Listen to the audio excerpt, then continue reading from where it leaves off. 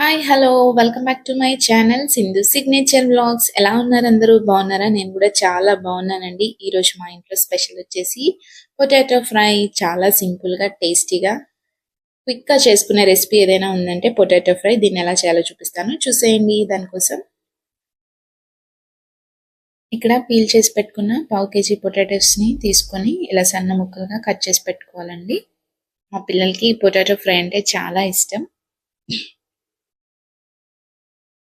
నేను కట్ చేస్తుంటే మా పాప నేను కట్ చేస్తా అంటుంది పక్క నుండి.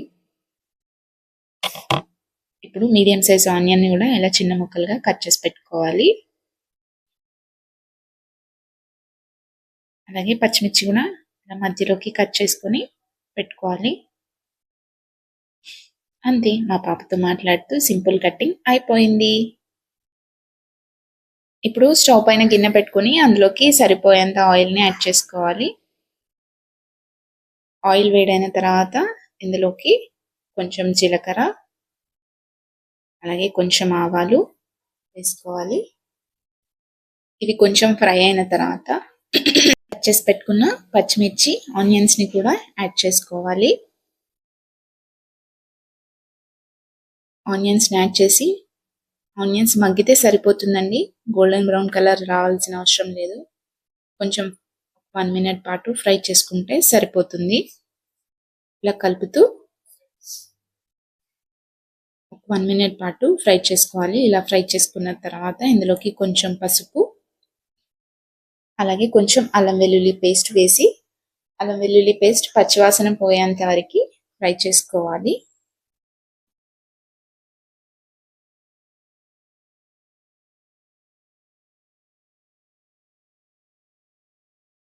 ఇలా ఫ్రై చేసుకున్న తర్వాత ఇందులోకి కట్ చేసి పెట్టుకున్న బంగాళదుంప ముక్కల్ని యాడ్ చేసుకోవాలి. యాడ్ చేసుకొని ఇప్పుడు ఇందులోకి మీ టేస్ట్కి సరిపోయేంత సాల్ట్ని యాడ్ చేసుకోవాలి. యాడ్ చేసుకొని అంతా కలిసేలా కలుపుకొని మూత పెట్టి పీసెస్ అనేవి సాఫ్ట్గా కుక్ అయ్యేంత వరకు కుక్ చేసుకోవాలి. మూత పెట్టి మధ్య మధ్యలో కలుపుతూ 5 మినిట్స్ పాటు కుక్ చేసుకున్నట్టయితే బంగాళదుంప క్విక్గానే కుక్ అయిపోతుందండి.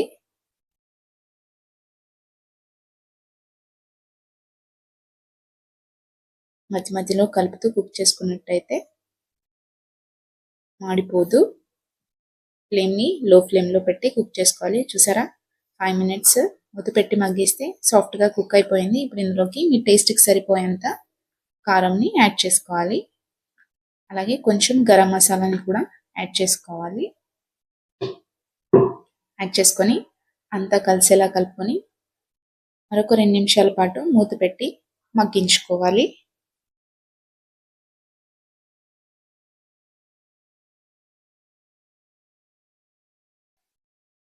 మూత పెట్టి 2 నిమిషాలు మగ్గించుకున్నట్టయితే టేస్టీ పొటాటో ఫ్రై రెడీ అవుతుంది. చూసారా, సాఫ్ట్గా కుక్ అయిపోయింది. పొటాటో ఫ్రై 10 మినిట్స్లో చేసేయచ్చండి. చాలా క్విక్ రెసిపీ. లాస్ట్లో కొత్తిమీరని యాడ్ చేసుకొని స్టవ్ ఆఫ్ చేసుకోవడమే. అంతే అండి, చాలా సింపుల్గా పొటాటో ఫ్రై చేసేసుకోవచ్చు. ప్లీజ్ నా రెసిపీస్ కనుక నచ్చినట్టయితే నా ఛానల్ని సబ్స్క్రైబ్ చేయండి, లైక్ చేయండి, అలాగే మీ ఫ్రెండ్స్కి షేర్ చేయండి. సబ్స్క్రైబ్ చేసి నా ఛానల్ని సపోర్ట్ చేయండి. Thank you. Bye bye.